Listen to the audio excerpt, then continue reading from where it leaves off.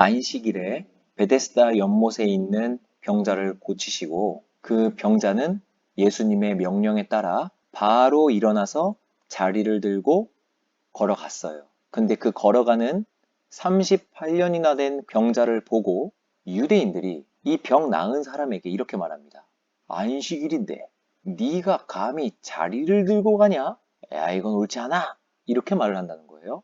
이렇게 반응한 이유는 율법에 안식일에는 자리를 들고 가면 안 된다라는 율법이 있기 때문이에요. 예레미야 17장 21절을 읽어드려 보겠습니다. 여호와께서 이와 같이 말씀하시되 너희는 스스로 삼가에서 안식일에 짐을 지고 예루살렘 문으로 들어오지 말아라. 이렇게 율법이 나옵니다. 즉 안식일에 이 자리를 들던 뭐를 들던 뭔가를 들고 이동하면 안 된다라는 율법이 있고 그 율법에만 혈안이 되어 있었던 이 유대인들은 이 병 나은 사람을 보고 병이 나았건 안 나았건 간에 그저 짐을 지고 걸어가는 것 자체를 옳지 않다고 정죄를 하고 있는 장면이라는 거예요. 여기에서 폭로가 되어지는 것이 있는데 이들의 사랑 없음이 드러나고 있는 것입니다. 38년이나 된 병자가 벌떡 일어나서 그것도 짐을 들고 당당하게 걸어가고 있어요. 그걸 본 이 유대인들은 진정으로 이웃을 사랑한다면 아니 어떻게 자네가 이 병이 나을 수가 있었는가? 정말 다행이군. 정말 축하한 일이네. 이렇게 먼저 이 회복되어진 육체를 함께 기뻐하고 관심을 가져줘야 되는 것 아니겠습니까? 근데 그것에 대한 언급은 하나도 없습니다. 그저 안식일에 짐을 들고 걸어가고 있는 것 그 자체에만 목숨을 걸고 있는 거예요. 정말 형식주의의 끝판왕이 아닐 수가 없습니다. 사람의 상황과 환경과 때에 따라서 생각하는 것이 아니라 그 철저하게 자신이 추종하고 있는 그 행위주의에 사람들을 올가매고 있는 장면이라는 거죠. 11절이요. 이때 병자가 대답합니다. 나를 낫게 한 그가 자리를 들고 걸어가라고 저에게 말씀했습니다. 그래서 저는 그 나를 낫게 한 그분의 명령을 쫓을 뿐입니다. 이것에 함축되어 있는 메시지는 뭘까요? 그 안식일에 짐을 들지 말라라는 그 율법, 그런 율법들이 저를 움직이게 하지 않습니다. 저는 저를 구원해 준 그분의 명령을 쫓을 뿐입니다. 이런 고백이라고 볼 수가 있고요. 이때 유대인들은 아마도 예수님을 떠올렸을 거예요. 왜냐하면 이 당시에 예수님께서는 많은 병자들을 이미 고친 사역을 하고 난 이유이기 때문이에요. 그래서 38년이나 된 이 병자의 병을 고쳐준 사람이 누군지 명시되어 있지 않더라도 이 유대인들은 바로 즉각적으로 설마 또 예수가? 이것도 예수가 한 것이군. 이렇게 생각을 했었을 겁니다. 뻔하죠. 이러한 어마어마한 표적들을 행하실 수 있었던 분은 당시 예수님 말고는 없었기 때문이에요. 그래서 이때부터 유대인들은 옳거니 했을 겁니다. 그토록 눈에 가시처럼 느껴졌었던 예수가 이제는 율법 조항으로 인하여서 고발할 수 있는 명분이 생겼구나. 이것이 자기의 본성으로 무의식 중에 바로 생각이 났을 거예요. 그래서 제일 먼저 한 질문 물어봅니다. 너에게 자리를 들고 걸어가라고 한 사람이 누구냐? 이렇게요. 이 안에는 혹시 예수냐? 라는 그 의심이 있는 거죠. 속으로는 이 눈의 가시를 제거할 수 있는 기회가 생겼구나. 옳거니 라고 했을 겁니다. 그때 이 병자는 그가 누구인지 알지 못해요. 그쵸? 왜냐하면 예수님께서는 자신의 이름을 밝히지 않으셨기 때문이에요. 그리고 이 유대인들이 그 베데스다 연못으로 같이 가자. 너의 병을 고쳐준 사람이 누군지 나에게 알려줘라. 라고 그 자리로 간 것 같아요. 왜냐하면 거기 사람이 많아서 예수님께서는 이미 피하셨다. 라고 하기 때문이에요. 만약에 이 병자가 짐을 들고 안식일에 걸어갔다라는 것이 율법을 어긴 행위고 그것을 정죄하기 위해서였다면 이 병자를 정죄해야 되는 거예요. 유대인들이 지켜야 하는 그 율법 안에 안식일에 짐을 지지 말아야 한다라는 그 율법이 진짜 꼭 지켜야 하는 거라면 그것을 어긴 사람은 이 병자이기 때문이에요. 그러나 이 유대인들은 이 병자를 정죄하지 않습니다. 이 병자가 나를 낫게 한 그가 시켜서 한 건데요. 라고 말을 하는 순간 그래도 이 녀석아, 그 어떤 누가 너에게 율법을 어기라고 하더라도 너는 이 율법을 지켰어야지. 이렇게 얘기를 하지 않습니다. 이러한 발상으로 가지 않아요. 여기에서 분명히 이들은 예수를 잡을 명분이 생겼다라는 쾌재를 불렀을 겁니다. 그래서 정작 율법을 어긴 이 병자는 가만히 내버려 두고 그 명령을 한 사람이 누구냐? 여기에만 또 초점을 맞추는 모습을 통해서 결국 이 율법주의자들 또한 율법을 지키는 것 자체를 중요하게 생각하지 않았던 것이 또 폭로가 되는 것입니다. 결국엔 원칙도 없고 자신의 신념조차도 거짓이었다는 것이 이 성경의 메시지에 훤하게 드러나고 있다는 것이죠.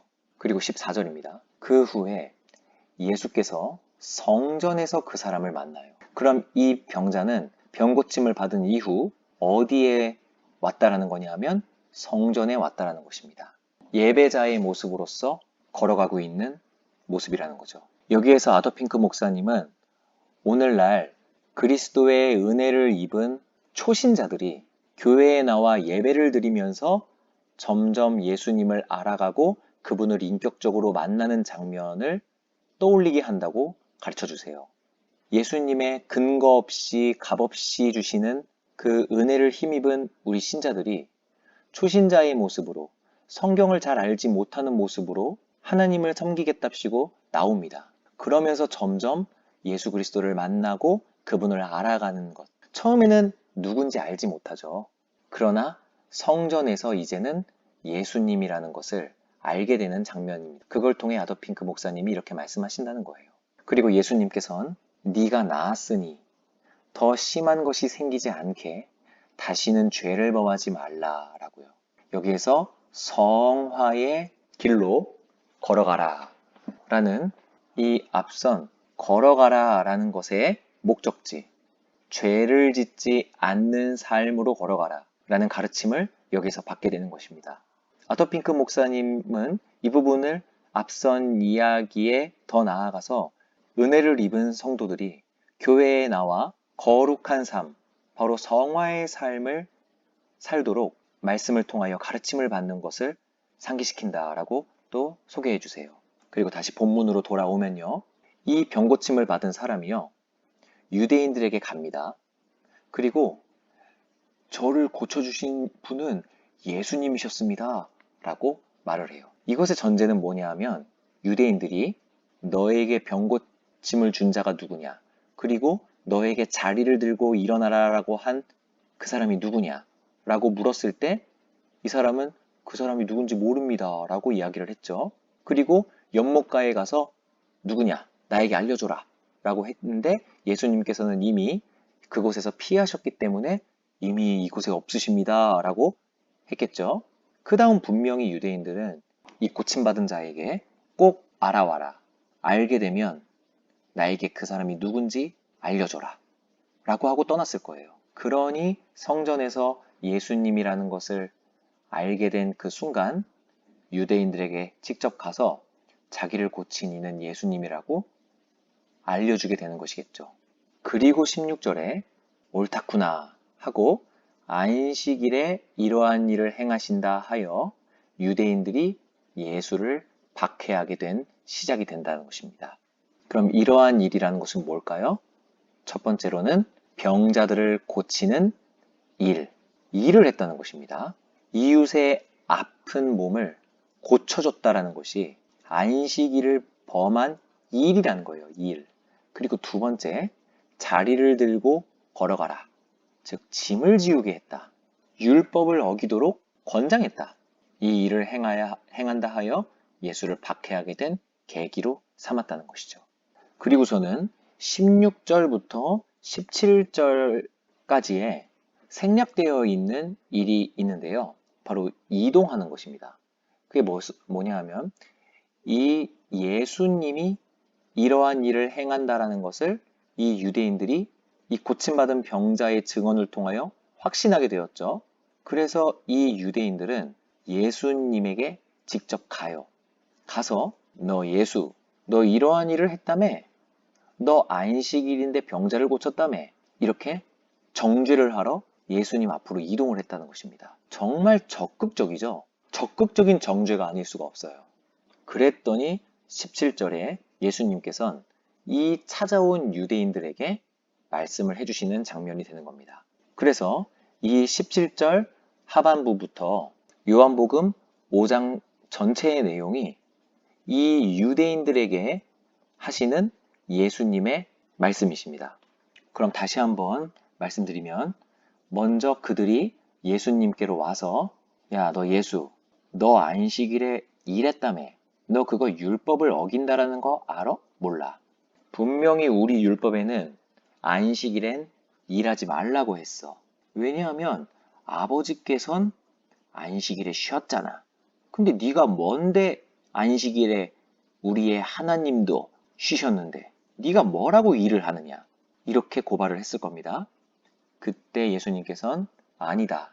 내 아버지께선 안식일까지도 일하신다. 그러니 나도 일한다. 이렇게 얘기를 하시는 거예요. 그러니 유대인들이 이 대답으로 말미암아 더 예수를 죽이려고 하는 거죠.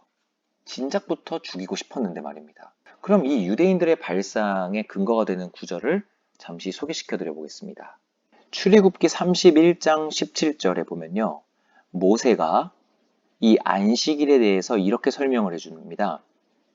이는 나와 이스라엘 자손 사이의 영원한 표징이며, 여기서 이는 이라는 것은 안식일을 쉬어야 된다라는 것, 그것을 얘기하는 거고요. 나 여호와가 엿새 동안에 천지를 창조하고 일곱째 날에 일을 마치고 쉬었음이니라 하라. 이렇게요. 이거를 통해 유대인들은 이 말씀의 진의를 파악하지 않고 그저 우리 여호와 하나님께서도 6일 동안은 열심히 일하셨고 일곱째 날에는 쉬셨구나. 그러니까 우리도 쉬라고 하는 거구나. 이렇게 받아들였다는 거예요. 그런데 예수님께서는 이 유대인들의 어리석은 발상을 뒤집는 말씀을 해주시잖아요. 아버지께서는 안식일까지 일한다고요. 그러니 나도 일한다고요. 그러니까 유대인들이 말도 안 되는 소리라고 생각을 하며 율법을 모독하고 하나님을 모독한다고 생각을 하는 거겠죠. 근데 이 유대인들은 진정 자신의 행위주의에 맞게 이 율법들을 끼워 맞추는 장면이 아닐 수가 없습니다. 왜냐하면 이사야 58장에는요. 13절, 14절을 읽어드려 보겠습니다. 만일 안식일에 네 발을 금하여 내 성일에 오락을 행하지 아니하고 안식일을 일컬어 즐거운 날이라 여호와의 성일을 존귀한 날이라 하여 이를 존귀하게 여기고 너의 길로 행하지 아니하며 너의 오락을 구하지 아니하며 사사로운 말을 하지 아니하면, 자, 이것이 율법을 거룩하게 지키는 그 알맹이에요. 어떻게 안식일을 거룩히 지키는 것이냐? 아무것도 안 하고 짐도 지지 않고 걷지도 않고 일하지 않는 것이 거룩한 것이냐? 아니라는 겁니다. 이사야는 거룩한 안식일의 알맹이를 소개시켜 주는데 그 내용은 이 안식일을 존귀하게 여기고 너의 오락을 구하지 말고 너의 사적인 말을 하지 말아라. 바로 안식일은 즐거운 날이라 라고 생각하라는 거예요. 이것이 바로 거룩하게 지키는 것의 내용이라는 겁니다. 그럼 이렇게 시키는 의도가 뭘까요? 14절에 바로 그 이유가 나옵니다. 네가 여호와 안에서 즐거움을 얻을 것이다. 이렇게요. 바로 우리들의 유익을 위하여서, 우리들의 그 영적인 본질적인 즐거움을 위하여서 안식일을 제정하셨다라는 것이 또 다른 구약인 이사야에는 이렇게 명시가 되어 있다는 거예요. 이 알맹이, 이 내용은 쏙 빼버리고 그저 안식일에 아무 일도 하지 말아야 된다라고만 생각했었던 이 형식주의자들에게 예수님께서는 아버지께서는 쉬실 필요가 없다. 너희 같은 죄인들을 위하여서 아버지께서는 항상 일하신다. 그러니 나도 일한다. 라고 명시를 하신다는 것입니다. 그리고 그 말씀에 확신을 더하는 구절, 바로 마가복음 2장 27절입니다. 안식일이 사람을 위하여 있는 것이요 사람이 안식일을 위하여 있는 것이 아니니. 이러므로 인자는 안식일에도 주인이니라. 이렇게 예수님께서 직접 말씀을 해주시죠. 그리고 이는 안식일을 범할 뿐만 아니라 하나님을 자기의 친아버지라고 하여 자기를 하나님과 동등으로 삼으심 때문이다. 이렇게요. 이 부분에서 아버지께서 일하시니 라고 말하죠. 감히 우리 여호와 하나님을 자기의 친아버지라고 말을 한다고 엄청난 신성모독이라고 생각할 겁니다.